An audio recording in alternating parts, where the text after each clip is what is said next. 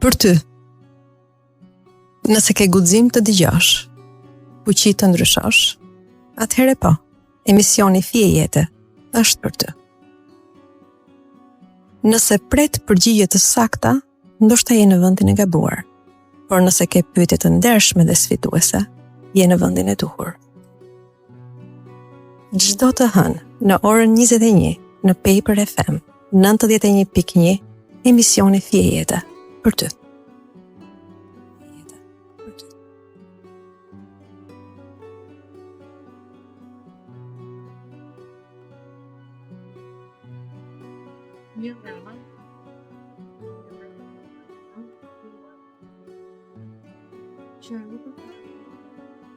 Është radio që nuk ka me fjalët e forta.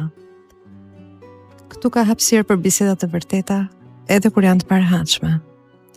Hapësirë për pyetje që nuk kanë përgjigje të lehta. Hapësirë për ata që guxojnë, të dëgjojnë, të mendojnë dhe të ndjejnë. Këtu janë të mirëpritur ata që u dridhet zëri, por nuk heqin dorë së foluri. Ata që kanë vështrimin e ndrojtur, por guximin të mos e ulin kurrë kokën.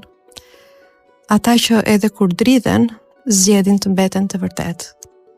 Ain't no sunshine when she's gone. It's not warm when she's away. Fije Jete, hapësira ku guxon të jesh i vërtet ose ndro kanal. Mirëmbrëma, unë jam Anila Sulstarova. Nuk kam një histori perfekte për të treguar. Kam një CV të mbushur me gabime, me fillime të gabuara dhe me dështime që nuk ja vlen të rregullohen as me Photoshop. Ndaj, nëse kërkon dikë që i ka bërë të gjitha siç duhet, nuk jam unë. Nëse kërkon dikë që ka gabuar dhe ka zgjedhur të mos shihet pas justifikimeve, atëherë mund të rrim bashk. Megjithatë, ka ca njerëz që ende besojnë ka unë. Tek unë, madje disa prej tyre guxojnë të më japin hapësira si kjo. Një mikrofon, një val radio dhe një shans për të folur pa dekor. Në këtë val, në këtë orë, në këtë hapësirë, dua të ndaj me ty që je ulur afër radios, me ty që po udhton, me ty që sapo vure fëmijët në gjumë për të dëgjuar këtë emision. Dua të ndaj me ty një nga pyetjet më të vjetra që nuk ka botox dhe filler që i rregullon. Dhe pyetja është: kush jam unë? Kush je ti? Këtu nuk jemi për të gjetur përgjigjen e shpejtë, por për të guxuar të qëndrojmë në këtë pyetje. Pa maska, pa dorashka, pa botox ose fillera optimist. Nëse mund të durosh pa e pasur gjithçka të qartë, mirë se vjen. Nëse nuk mundesh, edhe më mirë që je këtu. Nëse nuk më sheh askush, nëse nuk më njeh askush, nëse nuk më vlerëson askush, nëse më mungojnë ato vështrimet me pëlqim, ato buzëqeshjet që japin aprovim, nëse i heqim të gjitha këto, kush jam unë? Çfarë mbetet nga ty? Kur ishim të vegjël, e kishim me shumë gëzim lojën ku ka fshehti. Qefi ishte të gjeje vendin më sekret për të fshehur. Por, për të shfaqur atëherë kur donim, dhe dilnim me gëzimin e fitores që nuk na kishin gjetur. Gëzimin që kishim kur i gjenim të tjerët.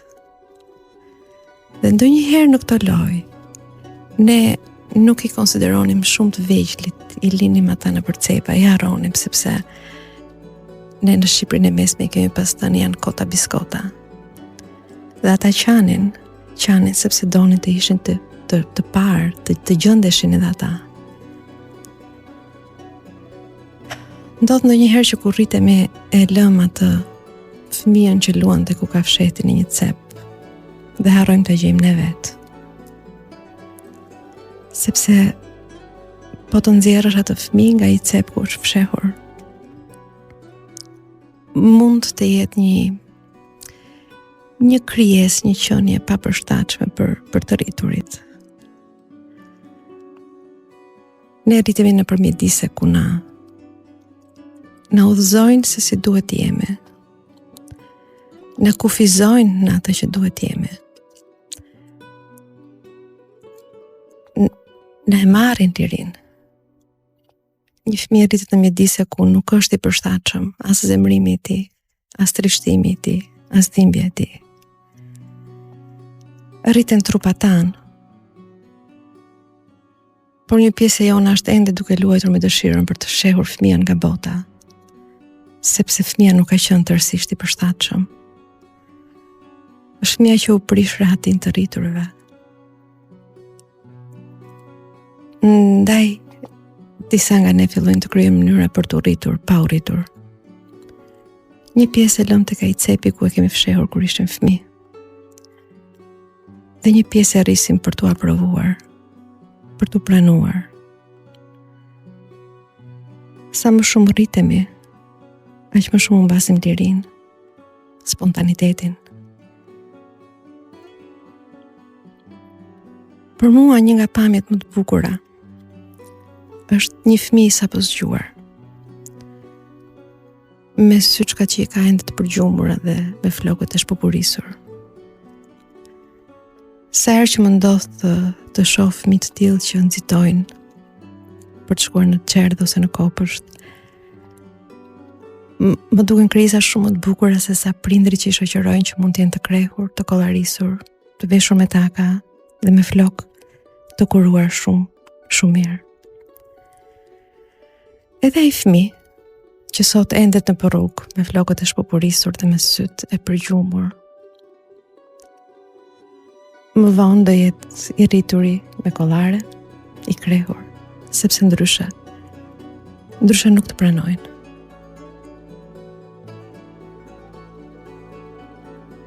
Si e krijojmë ne atë që quhet identiteti i brendshëm? Pra nëse ti nuk je një prind, gruaja e dikujt, burri i dikujt, nëse ti nuk je mjeke, nëse ti nuk je psikoterapista, nëse ti nuk je nëna e dikujt, kush je ti?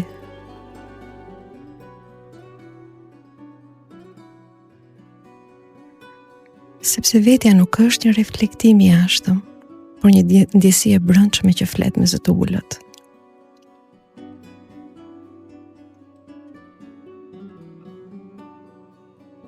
Sa thonë që njeriu është ai që vendos të jetë, jo ajo që të tjerë të shohin tek ai. Por kjo ndoshta do vinte mbas shumë vitesh terapi, sepse shpeshherë ne jemi ata që të tjerë duan të shohin ke ne.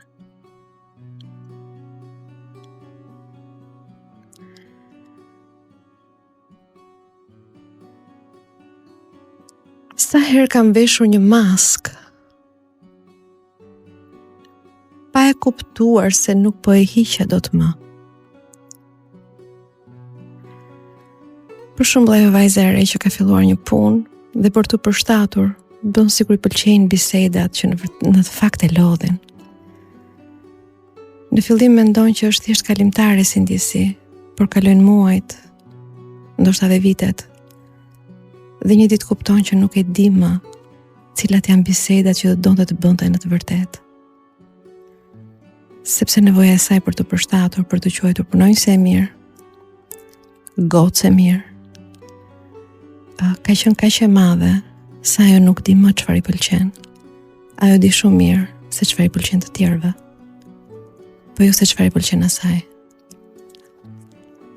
Paper FM, emisioni Fije Jeta. Çdo rol që luajmë për dashuri, do paguajmë një ditë faturën e tij, faturën e vet. Harrojmë fytyrën tonë të vërtetë. Dhe këtu kam parasysh njerëz që jetojnë të palumtur marrëdhëniet e tyre. Gra që kanë sakrifikuar gjithë jetën për të quajtur gra të mira.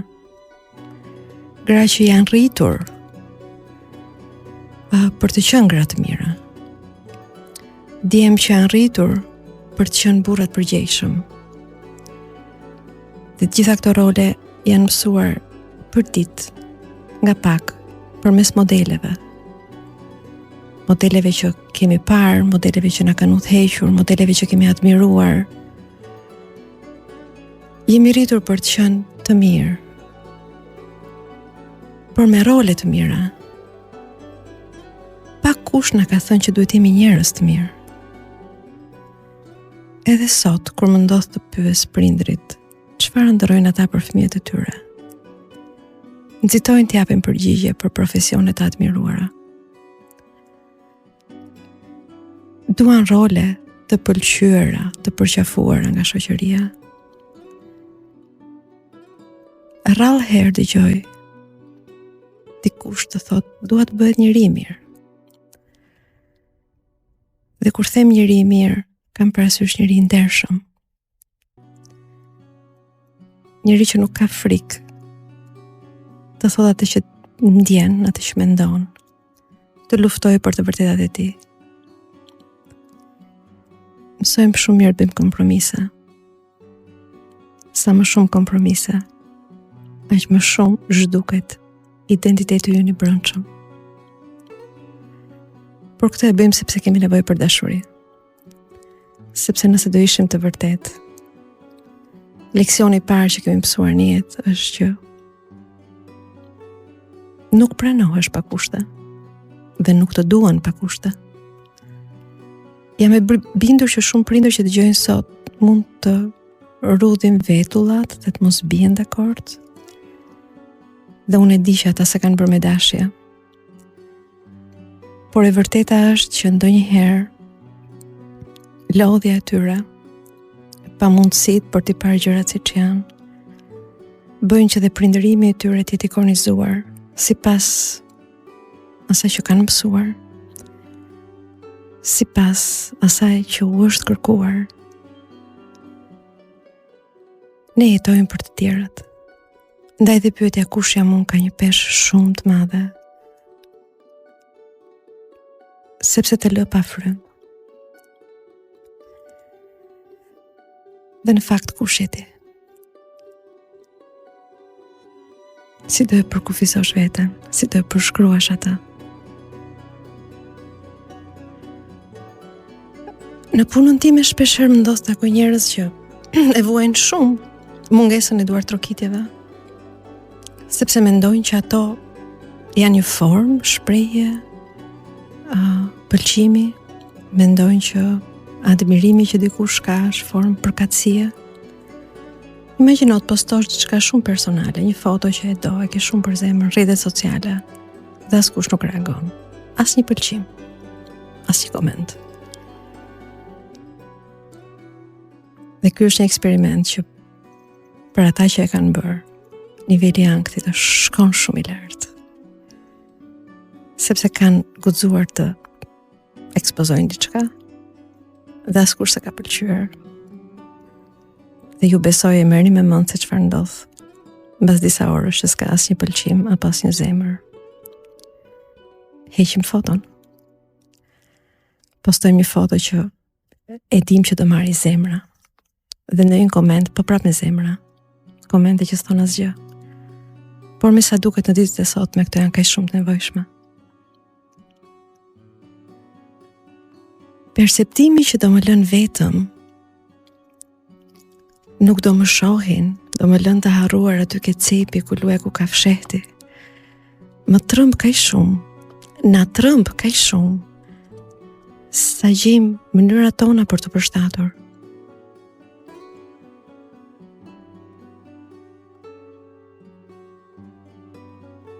Ju ka ndodhur ndonjëherë që të keni pasur një arritje shumë të madhe?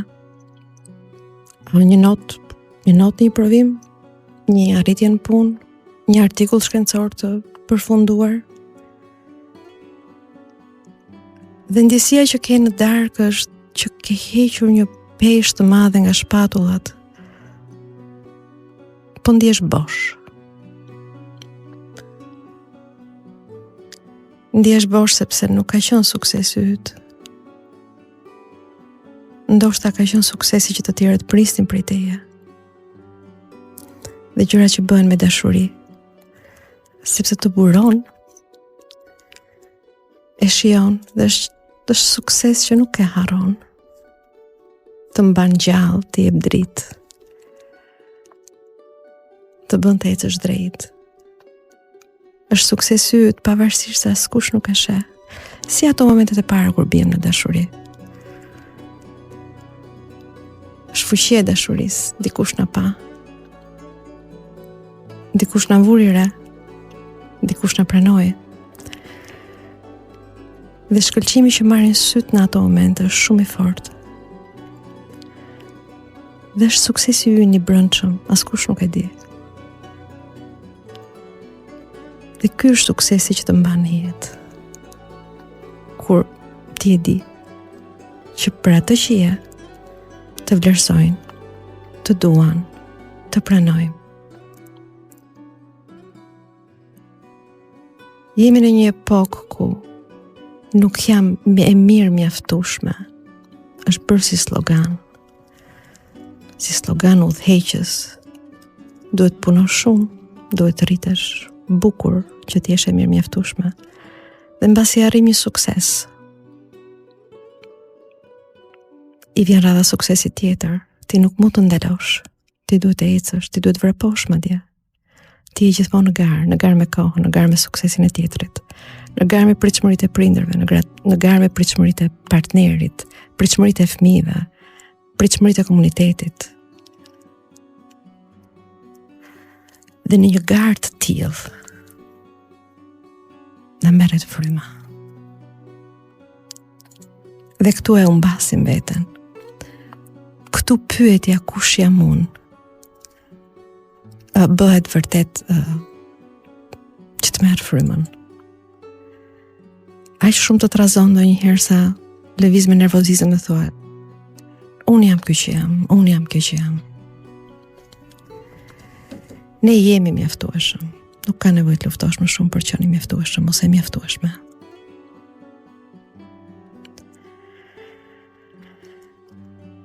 Gjithsesi, edhe Prosecco për fat keq nuk e mbush bërshllokun e identitetit, por të paktën na ndihmon që ta harrojmë atë për 10 minuta dhimbjen.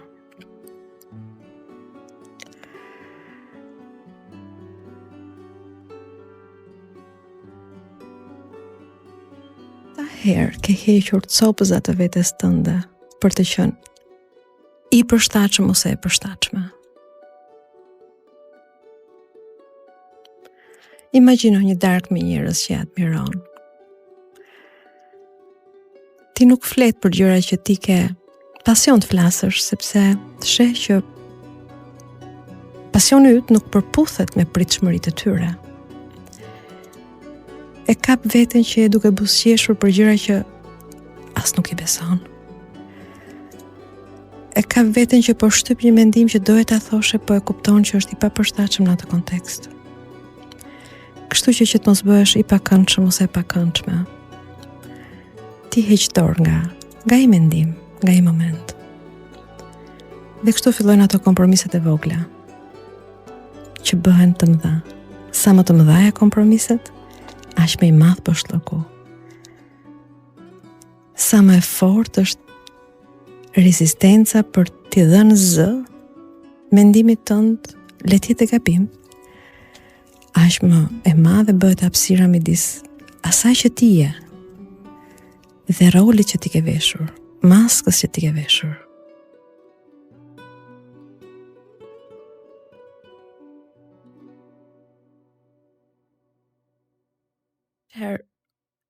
Vjen një pyetje. A jam unë një qenie që duhet ta ndërtoj veten? Apo jam një produkt i këtij mjedisi? Nuk e di. Ajo që unë besoj është që ne kemi fuqi të rritemi, të bëjmë veten tonë, edhe në kontekstin ku jetojmë.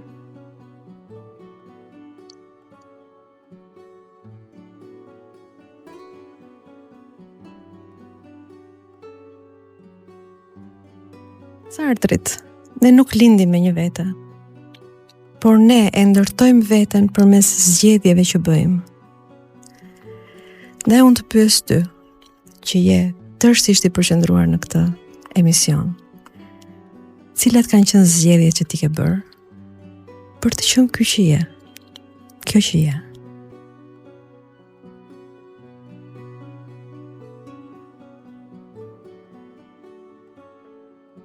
Rrugës të mësojmë veshim maska.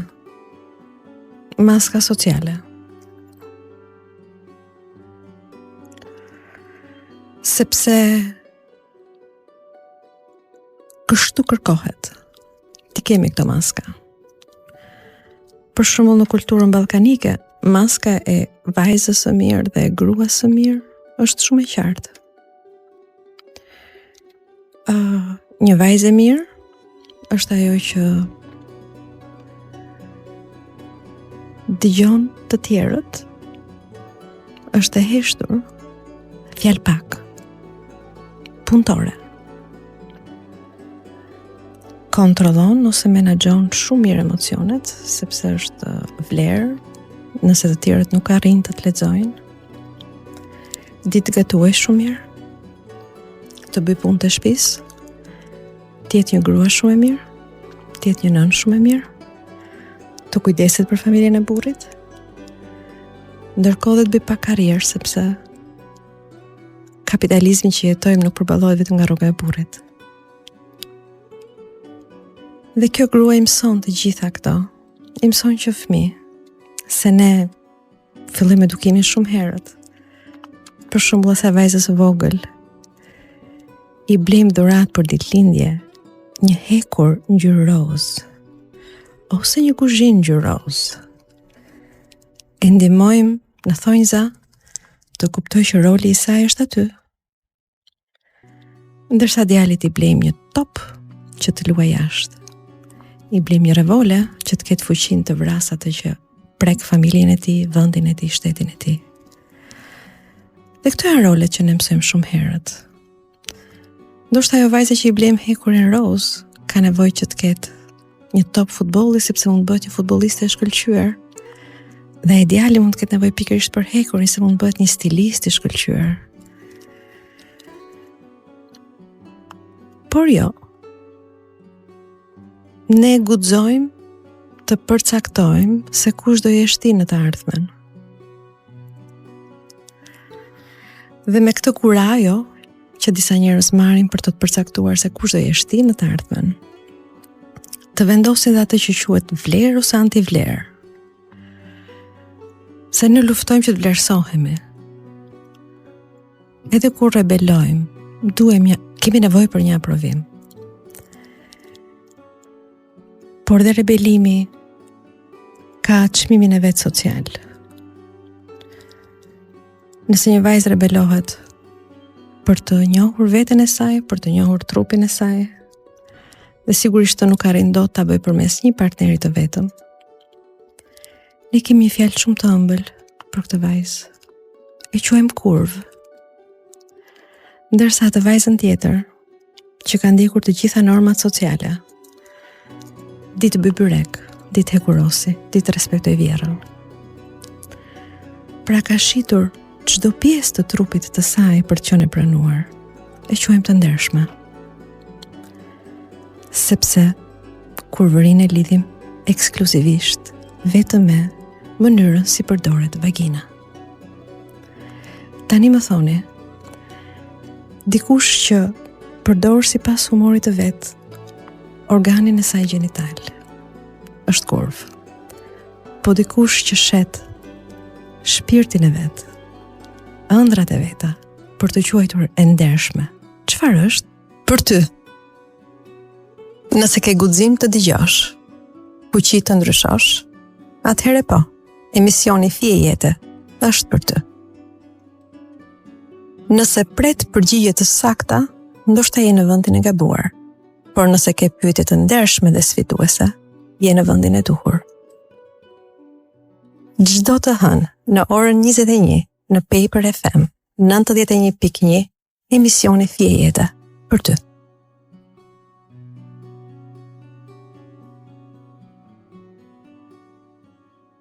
Kështu që për gratë e ndershme dhe ato kurva, Mund të themi që vetja nuk është një dhuratë që të pret diku ta gjesh. Nuk është as një hartë që ti do të gjesh rrugën që ke humbur. Është një fushë që ose e kultivon me duart e tua, ose e lejon ta mbuloj pluhuri. Çdo zgjedhje që bën, edhe ato që ti si mendon, janë tulla që ndërtojnë jetën tënde. Dhe një ditë, pa e kuptuar, ose ke ndërtuar një shtëpi që të mbështet, ose një burg ku nuk hyn më as drita.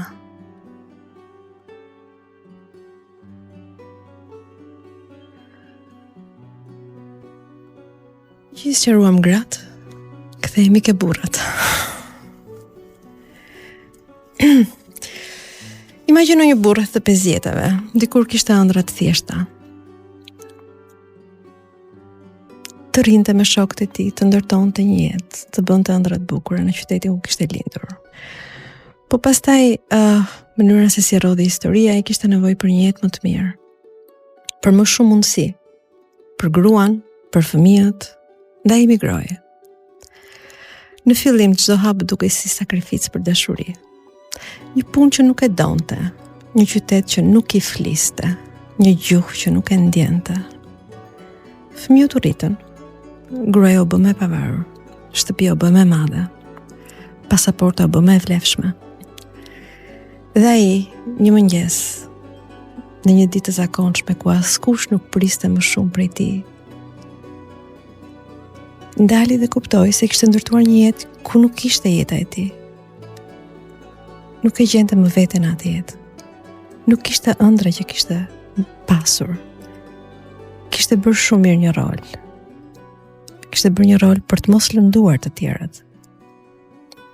Dhe për herë të parë pas shumë vitesh, pyeti veten, po unë ku jam në gjithë këtë histori?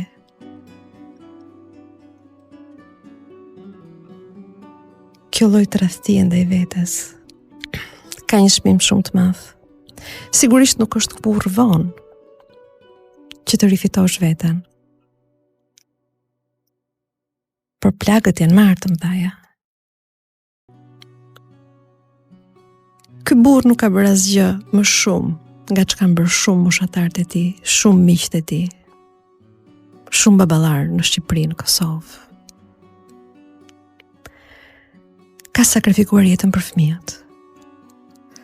Sepse kjo është një nga leksionet e tjera që ne marrim në jetë. Ne sakrifikojmë veten, qenien tonë autentike, për dashurinë e prindërve, për marrëdhënien me ta. Sepse kur jemi fëmijë, marrëdhënia me prindrit është etike, është shumë e rëndësishme.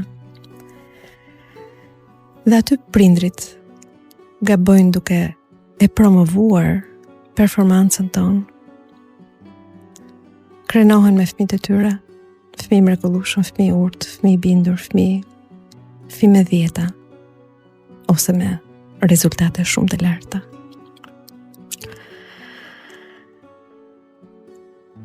Në klinikën time shpeshherë u them prindërve kur më përshkruajnë fëmijët me këto terma. Më shqetëson fëmia yt. Jam më i qetë kur dëgjoj për fëmijë që janë rrëmuja xhinj, që ngrin zërin, që bërtasin, që thyen rregullat. Marrin përsipër përgjegjësitë, por mbasi e thyen rregullin, po guxojnë të thyen rregullin. Këta po e rrisin veten në mënyrë më të shëndetshme, më të pavarur, dhe guxojnë të jenë vetja pa pasur frikë se humbën dashurinë. Po ti, në cilat momentet e jetës tënde ke heshtur ndjenjat e tua të vërteta, vetëm që të mos lëndoje dikë tjetër.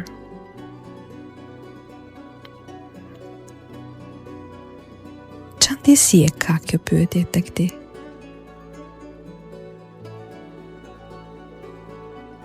E kuptoj, ke shmangur konfliktin. Po ç'ke bërë me ndjenjën e fajit?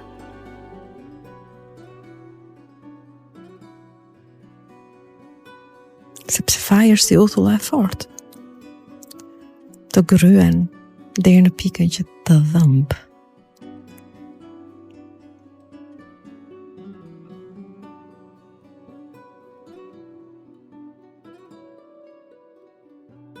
pyetja kush jam unë vazhdon bën udhëtimin e saj pa përgjigje. I afrohemi? Gjejmë një gjysmë përgjigje? I largohemi sërish, sepse rolet tona janë mekanizmi mbrojtës. Ne shpëtojmë nga ato.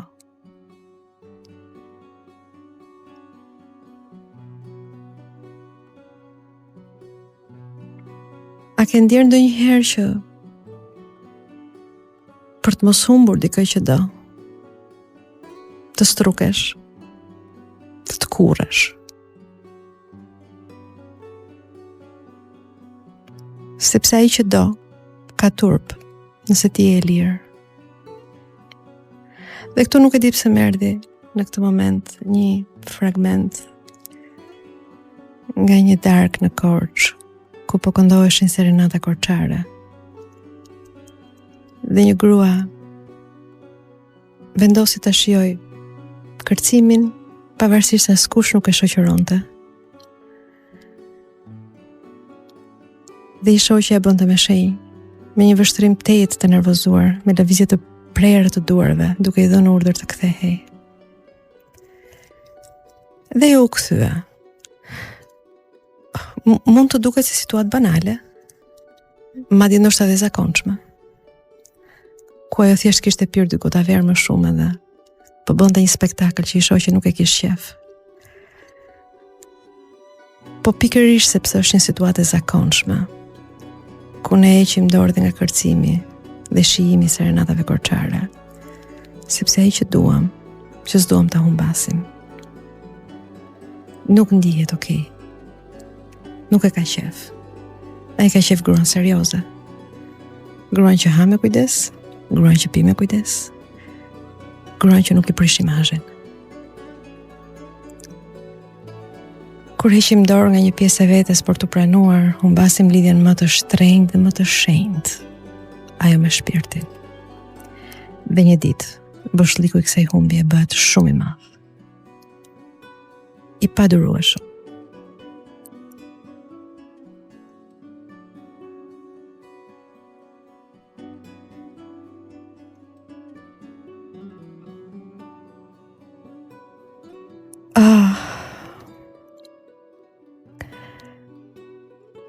Nëse nuk do humbisja, nuk do kisha frikë të humbisja dashurinë e askujt, cilat janë pjesët e mia që do sillja në dritë?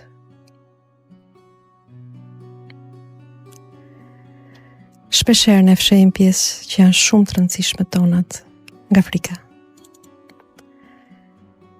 Nga frika se mund të turpërojmë dikë. Dhe këtu më vjen një histori që kam lexuar. Ai ishte njëri i heshtur. Jetonte në qytetin e tij, nuk kishte shumë njerëz. Pinte kafen me disa shok, por nuk fliste realisht me ta. Janë nga këto bisedat e thella që bëjnë meshkujt, burrat, për luftën, për ekonominë, për kapitalizmin. Por jo për të njohur njëri tjetrin. Një ditë, shokët e tij të këtyre bisedave të thella shohin që ai kishte vrarë dikë. Kishte vrarë një burr që këta burra kujtonin që kur ishin fëmijë e kishin shumë frikë. Ai njeriu i qetë që pinte kafet e heshtura me miqtë e tij kishte vrarë njeriu që e kishte përdhunuar. Kishte vendosur mos ta fliste këtë histori, sepse kishte frikë se si do e perceptonin të tjerët. Kishte turp se si familja e tij do e përballonte këtë gjë. Kishte frikë se mos babai i tij të bënte atë që ky vetë bëri. Pra kur flasim kush jam unë dhe cilat janë pjesët që unë fsheh, nuk bëhet fjalë vetëm për filozofi. Bëhet fjalë për plagë të vërteta. Për atë momentin që një prind shkon në shkollë dhe jep të drejtë mësueses të keq trajtoj fëmijën, nëse ai nuk i bindet. Për atë momenti që fëmia kërkon ndihmë nga prindi sepse bullizohet në shkollë dhe ai mendon që duhet bësh diçka. Për atë momenti që nëse ngacmohesh seksualisht nga dikush është sepse diçka duhet kesh bërë. Për atë momentin që mund të kesh parë nënën të keq trajtohet nga familja, e babait ose babai. Për atë momentin që babai është keq trajtuar nga farefis tjetër brenda familjes për çështje pronash.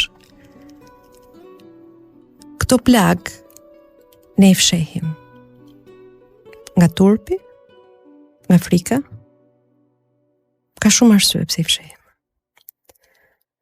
Po prej këtyre plagëve ne ikim, se janë shumë të thella, janë shumë të forta. Dhe shumë nga ne zgjedhin që këto plagë t'i shërojnë përmes mekanizmave që sërish shoqëria i ka të mirë pranuara. Dhe një nga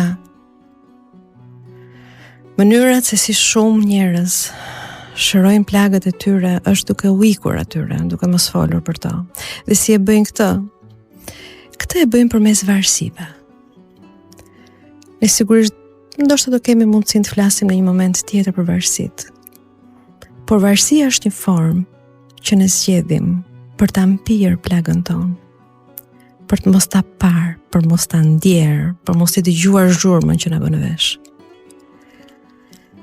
Kështu që dikush zgjedh alkoolin, dikush zgjedh drograt dhe dikush zgjedh punën, të varur nga puna.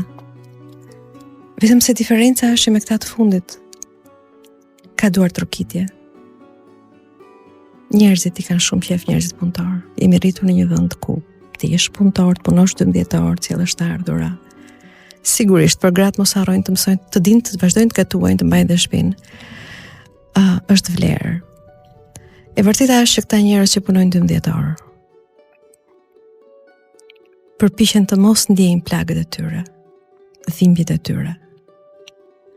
Ndaj dhe krijojnë këtë varësi, pavarësisht se ju, unë, Eduard Trokasin. Rikthehemi me Fije Jeta, Paper FM 91.1. Në fakt ky është një emision që mund të ndërveprojmë me ty që dëgjon, jo me ty që je në timon, nuk mund të shkruash, po sigurisht që mund të marrësh telefon në numrin ton 68 9100. Unë do doja t'i rikthehesha pak raporteve njerëzore, marrëdhënieve njerëzore që lidhen me veten. Dhe raporti i shëndetshëm është ai raport ku mua më lejon të jem vetja. Nuk më kufizon, nuk më shtyp. Nuk është dashuria ajo që kërkon që të jesh më pak. Nuk është dashuria ajo që të mëson të heshtësh ndjenjat e tua. Nuk është dashuria ajo që të çliron nga vetja jote, ajo që ta mohon veten tënde. Nëse duhet të kesh më pak shpirt për të qenë e dashur, nuk e ke gjetur dashurinë. Ke gjetur një marrëveshje të heshtur. Nëse kjo është dashuria, është një lojë që u mbasin të gjithë. Sepse dashuria e vërtet fillon pikërisht aty ku nuk kërkohet asgjë në këmbim të qenies tënde të plotë. Nëse duhet braktisësh veten për të mbajtur dikë pranë, ndoshta ajo lidhje ka qenë gjithmonë bosh. Dhe nëse do të duhet të zgjedhësh mes vetes dhe dashurisë që të shteron, këtë do zgjedhësh?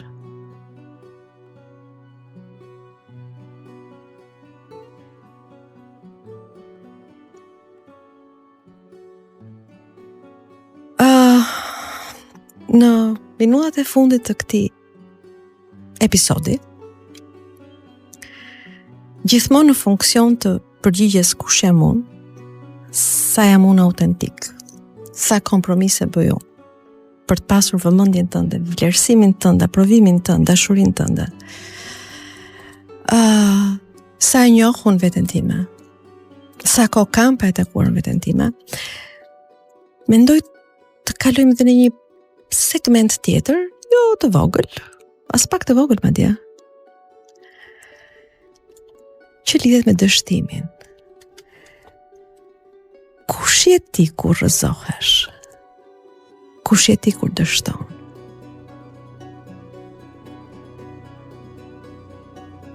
A e përcakton dështimi vlerën tënde si njeri? Apo është thjesht një pjesë e rrugës, një pjesë e rritjes?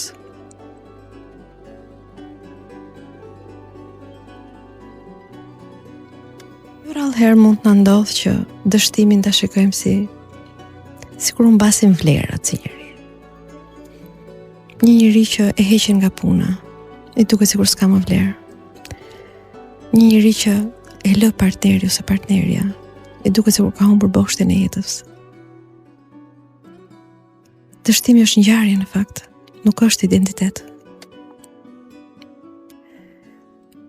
Për të mos folur se çfarë quajmë dështim, është dështim ajo që të tjerët kanë përcaktuar se është, apo është ajo që ti ndjen se është?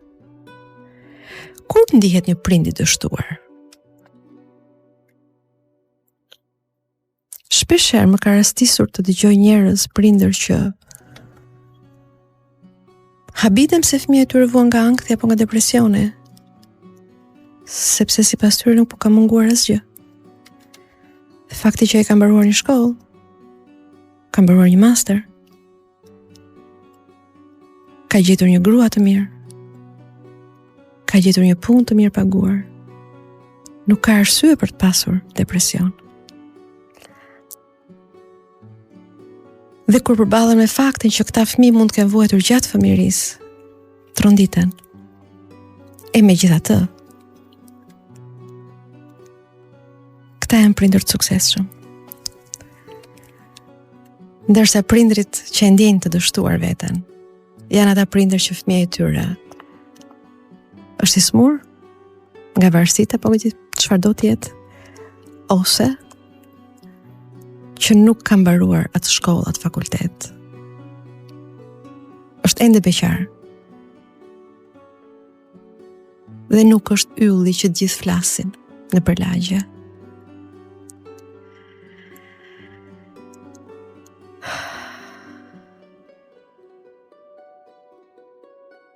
Nuk ka manual për jetën tënde. Nuk ka udhëzim që të thotë se ti si duhet të jesh i gjallë, i plot. Nuk ka asnjë rrugë të ndriçuar që të çon drejt vetes tënde të vërtet. Ka vetëm një terren të panjohur. Ka vetëm hapa që ti i hedh pa e ditur ku do të çojnë. Autenticiteti yt nuk është një flamur që ngrihet pasi fiton. Është ajo drita që na mbetet ndezur edhe kur rruga është pa tabela. Ky ishte emisioni Fije Jete. Miru dëgjofshim të hënën tjetër në Paper FM 91.1. Dhe po, nuk ka përgjigje të mëdha, por vetëm iluzione të vogla që na ndihmojnë të flem rehat.